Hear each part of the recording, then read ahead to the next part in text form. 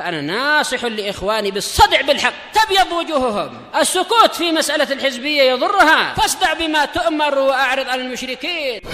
سلامي على دماج ورجالها والشيخ يحيى ودار العلم يا سعد بانيها. اللهم صل على محمد عبدك ورسولك وعلى alihi wa ashabihi ajma'in, amma ba'd. Kita masih di pertengahan muka surat 56 dari Kitabul Adab. Masih terkait dengan adab-adab muslim di waktu pagi dan petang. Qala al-muallifu hafizahullahu ta'ala al-khamis, adab yang kelima atau faidah yang kelima mungkin ya yang diambil. Akhadna fadla ba'dil azkar, kita telah mengambil keutamaan dari beberapa zikir. Faman qala subhanallahi wa bihamdihi mi'ata marrah, barang siapa mengucapkan subhanallahi wa bihamdihi sebanyak 100 kali, hina yusbih, tatkala masuk di waktu pagi, wa hina yumsi, ketika dia masuk di waktu petang, lam ya'ti ahadun yaumal qiyamah, tidak ada seorang pun yang datang pada hari kiamat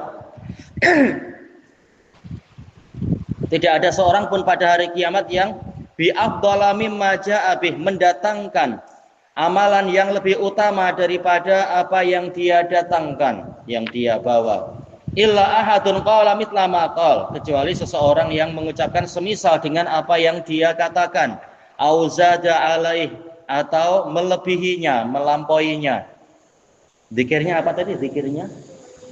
Iya, subhanallah wa bihamdih. Baik. Apa arti subhanallah wa bihamdih? Apa arti subhanallah? Maha suci Allah, wa bihamdih. Bihamdih. Apa arti hamd? Alhamdulillah. Apa arti hamd? Apa? Apa arti alhamdulillah? Iya, pujian. Ya, baik, itu apa? Dan dengan pujiannya, takdirnya apa? Usabbihu subhanallah mutalabbisan bihamdih. Saya benar-benar mengakui kesucian Allah sambil saya memuji dirinya. Tayyib. Wa man qala la ilaha illallah wahdahu la syarikalah lahul mulku wa lahul hamdu wa huwa ala kulli syai'in qadir kana lahu idlu raqabah.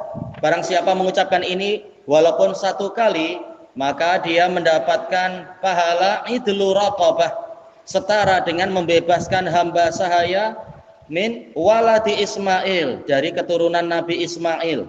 Wa kutiba lahu asyru hasanat, dihapus dicatat untuknya 10 kebaikan. Wa hutta anhu asyru sayyi'at, dan dihapus darinya 10 keburukan. Wa rufi'a lahu asyru darajat, dan diangkat untuknya 10 derajat. Masya Allah, satu amalan boleh mendatangkan sekian banyak keutamaan. Wa kana fi hirzin minasyaiton, dia berada di dalam penjagaan dari gangguan setan. Hatta yumsi, sehingga masuk di waktu petang. Wa in qalaha idza amsa, jika dia mengucapkan itu tatkala masuk waktu petang walaupun sekali. Baik. Kana lahu mislu dzalik, dia mendapatkan keutamaan seperti tadi, hatta yusbih, sehingga masuk di waktu pagi. Baik. Apa makna la ilaha illallah wahdahu la syarikalah? Najm. La ilaha illallah wahdahu la syarikalah artinya apa? Terjemahkan yang betul. Terjemahan yang baik apa? La ilaha illallah artinya apa? Takkan terjemah cuma terpotong-potong. Terjemah yang betul loh. Ada isim la, ada khobar la. Gimana cara menerjemahkan la ilaha illallah menurut Ahlus Sunnah? Apa? Berarti artinya tiada sesembahan yang benar kecuali Allah, tiada sesembahan yang berhak diibadahi kecuali Allah. Berarti wahdahu la syarikalah artinya apa? Satu-satunya, iya, tiada sekutu baginya. Lahul mulku artinya apa? Lahul mulku, al muluk apa arti muluk? Iya, hanya miliknya lah semua kerajaan, kekuasaan. Walahul hamdu, tadi sudah ya. Intinya kembali ke situ, segalanya baginya seluruh pujian. Halif wa huwa ala kulli syai'in qadir apa? Wa huwa ala kulli syai'in qadir. Apa arti qadir? Qadir maha apa qadir? Apa? Qadir artinya apa? Qadir maha apa? Najm? Iya, maha kuasa, maha kuasa. Dia maha kuasa atas segala sesuatu.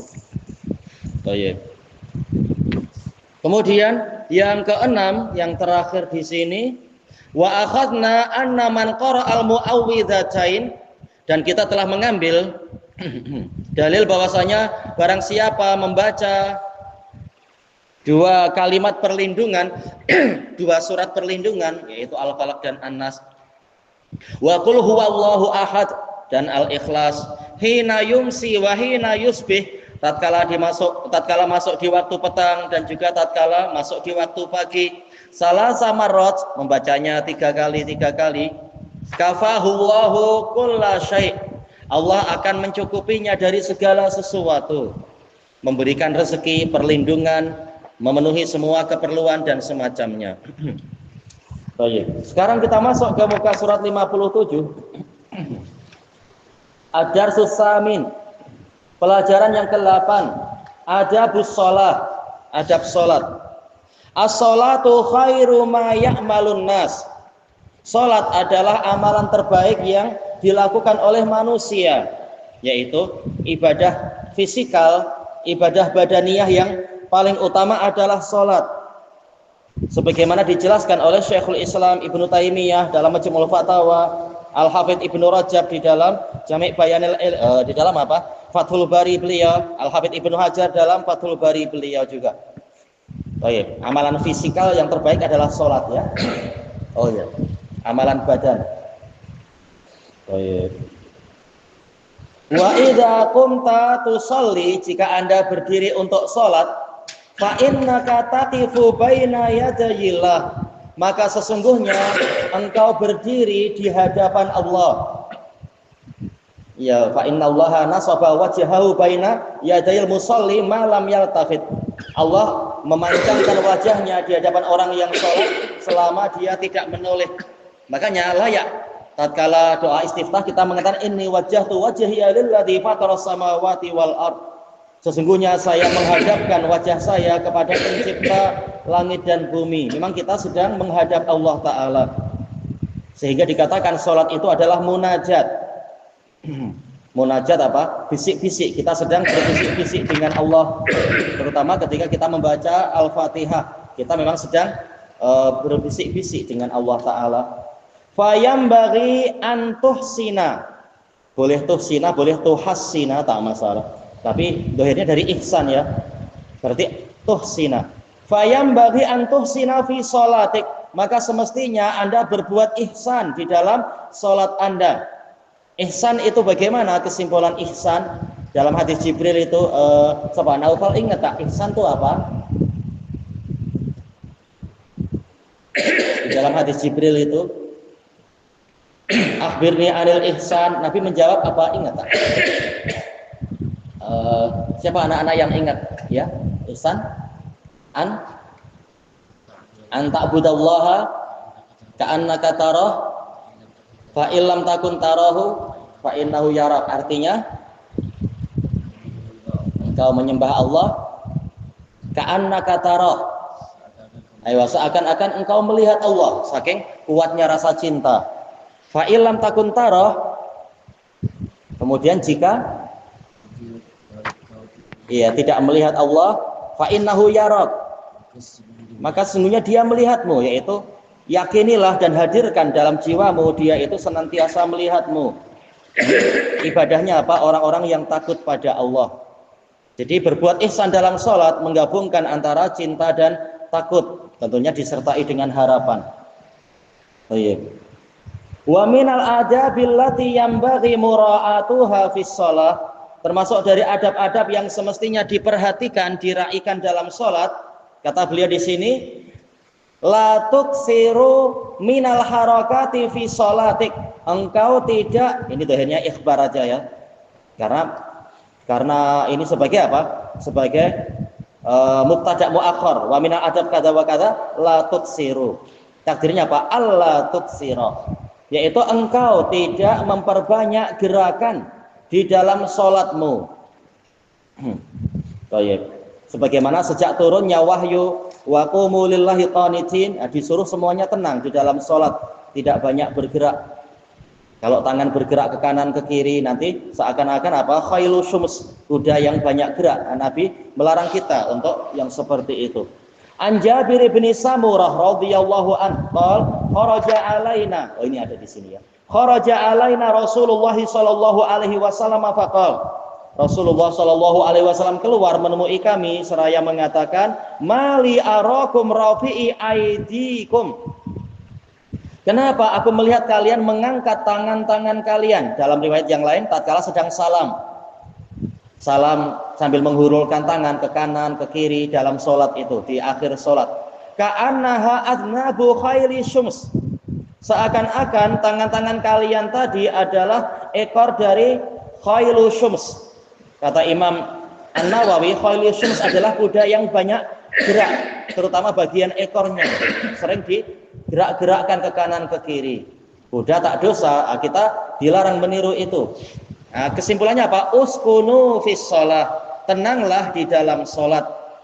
Jadi kalau tidak ada perkara yang sangat mendesak, maka jangan bergerak kecuali gerakan-gerakan yang diizinkan. Makanya diriwayatkan dengan sanad yang sahih atau minimalnya hasan oleh Imam Ibnu Abi Syaibah dalam Musannaf dari fatwa Ibnu Abbas radhiyallahu anhuma, beliau memfatwakan bahwasanya dibenci kalau kita sedang apa istilahnya itu, mematah-matah buku jari itu, menggerak-gerakkan tap dalam sholat, karena ini banyak gerakan yang sebenarnya boleh diakhirkan. Mungkin kalau satu atau dua tak masalah, tapi kalau ada 10 nanti menimbulkan kebisingan. Nah, kalau orangnya 10 juga, wah, nanti di luar situasi sholat malah jadi bising. Dan juga gerakan jadi banyak. Kita melakukan sekian banyak perbuatan tadi. Satu atau dua, ketika tangan terasa sakit tak mengapa. Berarti boleh tidak kita sholat sambil cuci pinggan? Boleh? Oh, itu bukan sholat namanya, itu cuci pinggan. Atau kadang anak-anak ketika imamnya bacaannya lama, akhirnya dia hitung-hitung hutang. Wahid isnin salasa arba'ah khamsah, wahid isnin salasa, pusing lagi. Ya, itu bukan sholat, itu membatalkan sholat nanti. Itu mengeluarkan dari hayatus sholat, gerakan sholat. Hanya saja kita tidak seperti Syafi'iyah yang membatasi gerakan hanya sampai 3. Kalau lebih dari 3 batal. Tak ada dalil yang membatalkan, tak ada dalil yang menyebutkan maksimalnya 3. Tetapi kembalinya pada uruf, dikatakan gerakan banyak atau sedikit itu dilihat dari tradisi manusia, kata para fuqaha yang lain. Intinya sholat jangan banyak gerak. Rawahu Muslim. At-taqwim, penilaian. As-soal hal anta kasirul harakati fis shalah. Apakah Anda banyak gerakan dalam sholat? Ya. Ewala. Baik. Bila gerakan dalam sholat itu boleh dilakukan, misalkan waktu apa? Bicara yang waktu sujud. Maksudnya apa? Gerakannya apa? Ya, sekitar gerakan sujud. Betul. Gerakan yang di luar sholat yang diizinkan misalkan apa? Di luar gerakan sholat. Contohnya apa? Yang keras. Ia berjalan mendekat ke sutra. Karena mengamalkan hadis Nabi wal yadnu minha. Hendaknya mendekat. Kalau perlu gerakan memang gerakan, tapi yang penting ya secukupnya, jangan banyak-banyak, ya. Iya, menghalang orang yang hendak melintas seperti dalam hadis Abi Sa'id, ya. ya membunuh lipan bara barangkali atau ular. Nah, itu memang itu perkara yang berbahaya jelas. Itu boleh, tidak mengapa. Yang kedua, hal tada'ul yadal yumna 'alal yadil yusra. Apakah Anda meletakkan tangan kanan di atas tangan kiri indal qiyami fis shalah, tatkala berdiri di dalam salat? Apakah ya? Jawabannya ya. Sebagaimana di dalam hadis Wa'il bin Hujr. Walaupun alal khilaf pada waktu apa setelah i'tidal, tapi secara umum itu hadis Wa'il bin Hujr. Adapun untuk tambahan di dada, tambahannya dhaif, tapi datang dari sanad-sanad yang lain, semuanya lemah tapi boleh saling menguatkan. Makanya Syekh Mubil mengatakan boleh jadi hujjah, yaitu meletakkan tangan di dada. Terutama karena hadis-hadis yang marfu itu dikuatkan dengan mursal Tawus bin Kaisan. Mursalnya sahih, cuma ya Tawus kibarut tabi'in. Kesimpulannya di dada itu hadisnya boleh dihasankan. Tayyib ilahuna wallahu a'lam.